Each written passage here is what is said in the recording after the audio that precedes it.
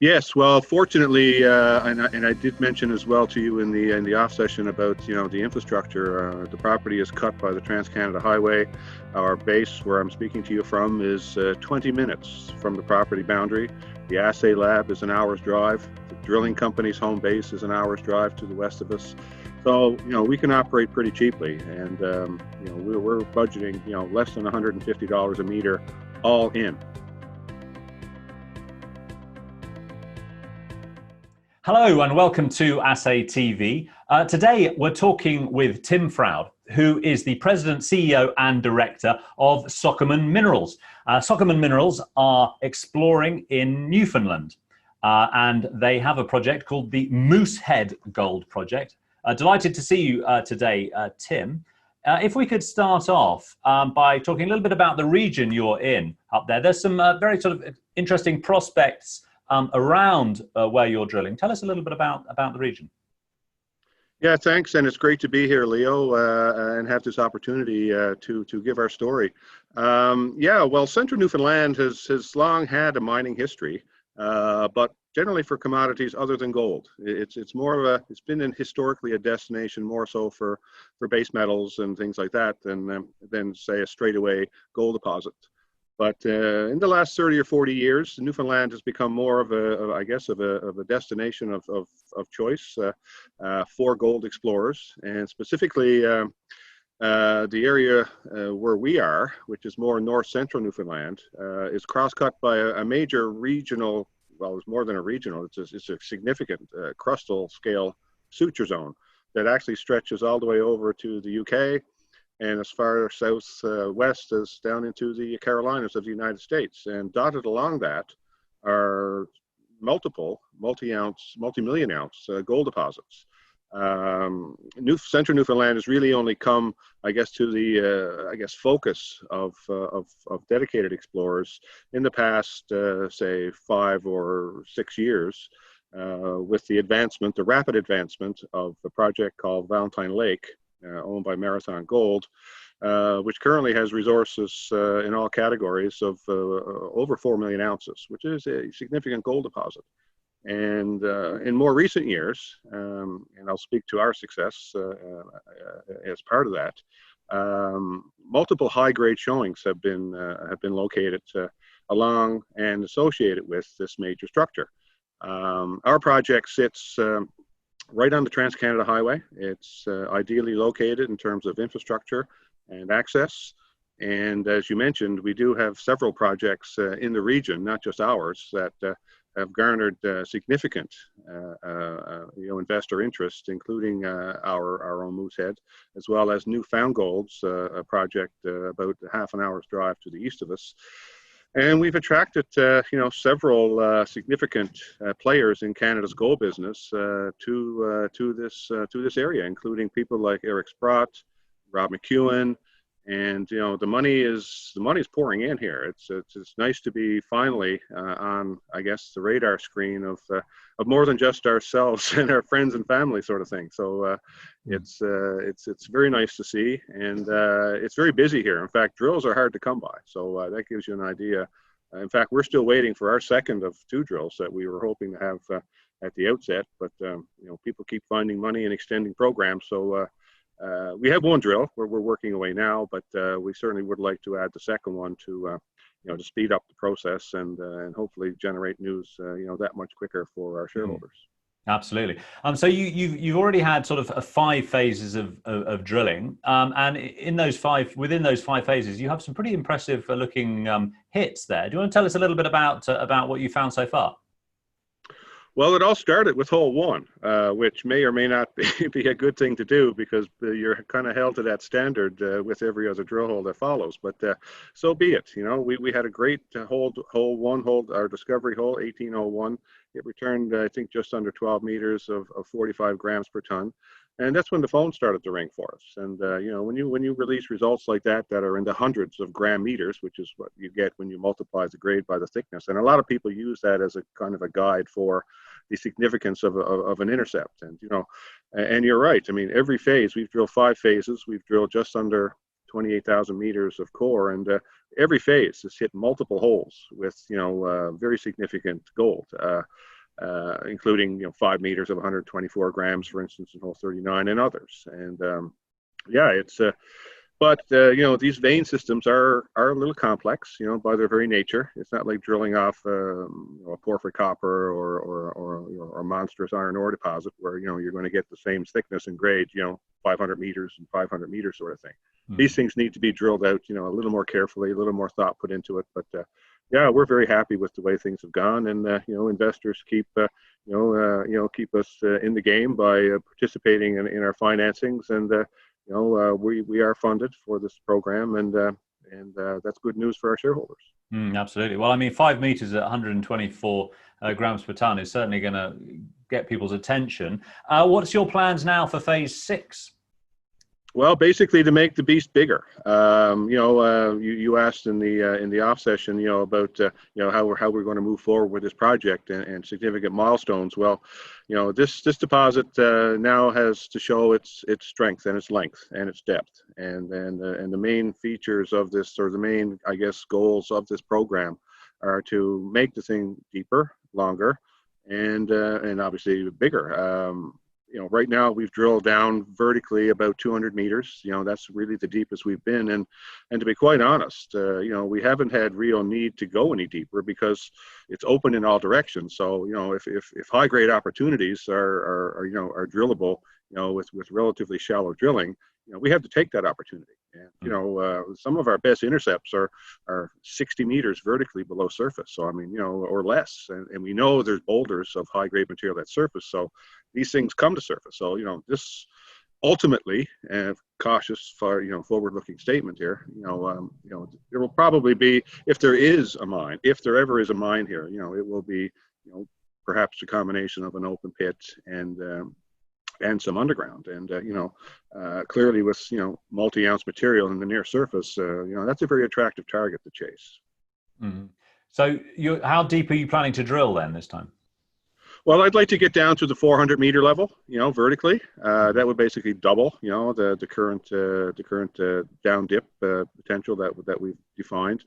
And really, the strike length is really the property limits. I mean, we have over 8 kilometers of this structure, and really only 25% of it, basically 2 kilometers of it, has been drill tested at all, and really in detail about 400 to 500 meters. So I mean, there's still plenty of room.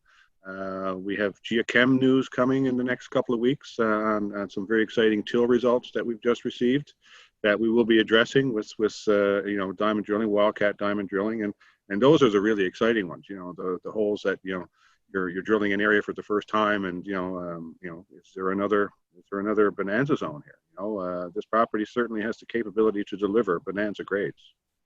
Absolutely, and you're fully funded for this phase of drilling, yeah? Yes, well, fortunately, and I did mention as well to you in the off session about the infrastructure. The property is cut by the Trans-Canada Highway. Our base, where I'm speaking to you from, is 20 minutes from the property boundary. The assay lab is an hour's drive. The drilling company's home base is an hour's drive to the west of us. So we can operate pretty cheaply, and we're budgeting less than $150 a meter all in. That includes all of our costs. So, we can drill, 2 to 3 times as much core for our buck here in this part of the country than, some people exploring in other parts of Canada. So, yeah, we have about $2.6 or $2.7 million in the treasury, and we've budgeted for 10,000 meters, about $1.5 million. So, we certainly won't run the tank dry. We'll have a little in reserve in case we want to drill a few extra holes. And I don't like running the tank dry anyway. You kind of put yourself in a vulnerable position. So I'd like to, keep the treasury somewhat healthy, because trust me, it's easier to get money when you got money. Absolutely. So you mentioned Eric Sprott was one of your shareholders. Who else have you got on the register? Well, in terms of big names like that, he would certainly be the biggest. We do have several corporate companies, other mining companies that are strong players in the business. Benton Resources and Metals Creek are people that we've had dealings with and have acquired properties from, and they're significant shareholders, as well as their principals actually participating in our financings. The stock is very widely held, and that makes us very liquid. In fact, I would suggest 70 to 75% of our stock is in outside hands, and some people like that, and some people don't like that.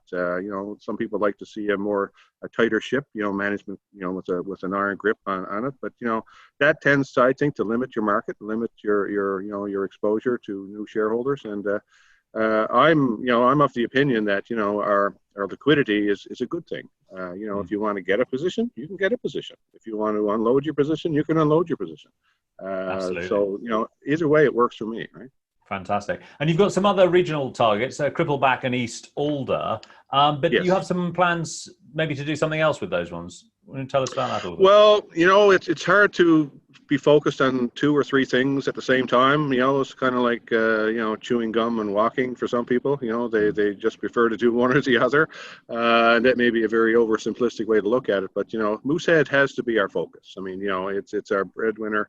It's been our go-to project, since really 2018. And the other 2 projects, we acquired those actually before we even got Moosehead. So I mean, and they are well positioned in this district.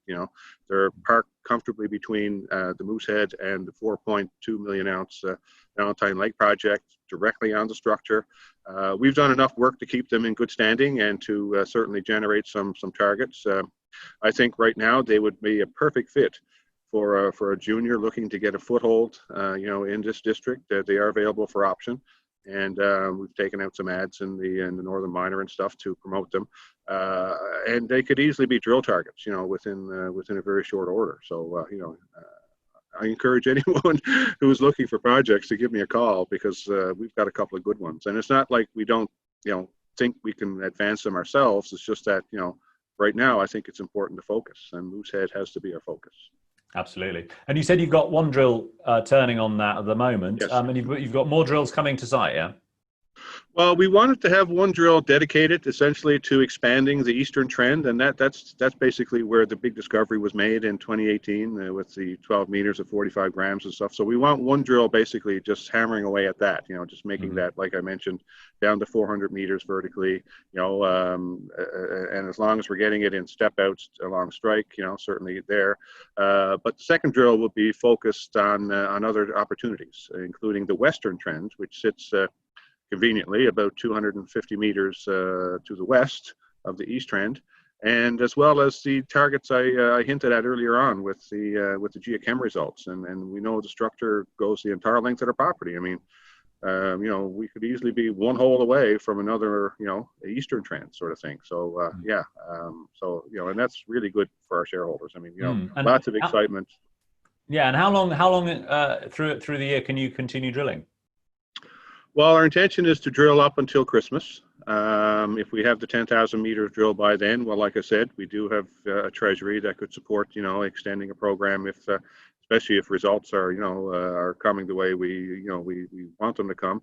But you can drill pretty much, with the worst time for getting around here is in the spring when the roads are just soup, right? When they're muddy everywhere. And so, there's a time in, say, April, May, when you probably wouldn't want to be going in. You could if you wanted to, if you didn't care about your trucks or anything. But and we don't want to get into using a helicopter just because it's just too costly. So at least 10 months of the year you can drill here.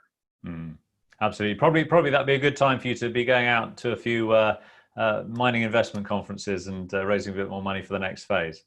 Yes, and having, maybe the new normal is what we're doing right now, more Zoom meetings, right? I'm kind of getting used to them. I was a little unsure of them at first because of the hands-on sort of thing, but this does work, I'm beginning to enjoy them, and and I never did consider myself very photogenic. So, I mean, that's why I have the wallpaper behind me as it's a pretty little map, right? So. Fantastic. Well, you've got a lot of work ahead of you over the next few months. Look forward to seeing the results as they come out. Well, good luck with the campaign, and look forward to speaking with you soon. Well, thank you, Leo, again for this opportunity. And yeah, it should be an exciting time for our shareholders. News will probably be a little slower in this phase because of all the activity that's going on. Like I said, we're still waiting for our second drill because we can't get one. And the lab, of course, the local lab, even though it's close, will reflect as well the increased traffic and the number of samples that they'd be getting as well. So, but you know what? It's still not nearly as bad as some of the horror stories you hear about. People waiting 3 or 4 months for results from other districts. So, things should be fairly reasonable. Yeah. Well, it's a busy, exciting time for the exploration Yes. sector. We Yes. wish you the best of luck. Thank you. Thanks.